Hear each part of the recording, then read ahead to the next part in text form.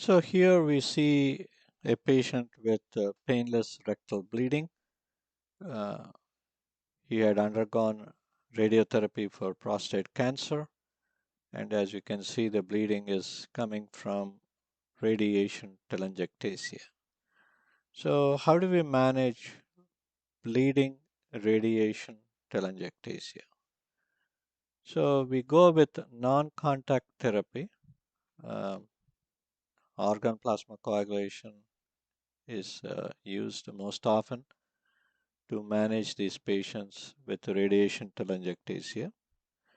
And I prefer to use low settings, 15 to 20 watts, zero point 0.8 to 1 liter flow, and short bursts, maybe zero point 0.5 to 1 seconds, typically going after the feeding vessels and trying to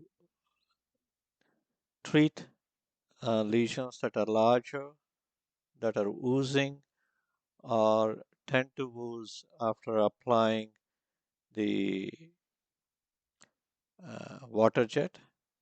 But it is important to look for that large lesion with a feeding vessel and target those areas. And it's also important to keep in mind that you do not want to aggressively ablate everything that you see. Instead, go with a much more conservative management so that you do not create large non-healing ulcers. Sometimes I've seen these ulcers uh, develop into deep cavitating ulcers and even fistulizing into the prostate tissue. So the goal with APC is to be conservative and treat the large bleeding areas with low power settings. If you do not have APC, you could use contact therapy with the bipolar device. And again, the principles are the same.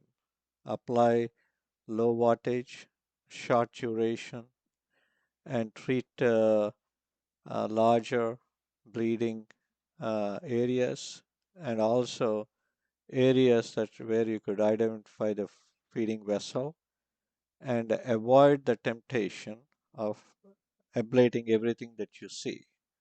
In other words, be conservative so that you don't get into trouble later on. Some patients may be refractory to the management with the APC or bipolar device, and they come back with recurrent bleeding. In those cases, there is some experience and with the radiofrequency ablation, either you could use a catheter device or over the scope device. And when you apply radiofrequency ablation, again the principles are the same.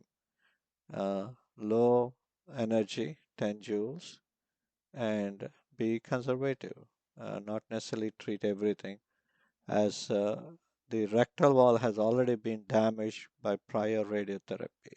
You want to avoid the risk of creating refractory ulcers, and that could create unnecessary complications.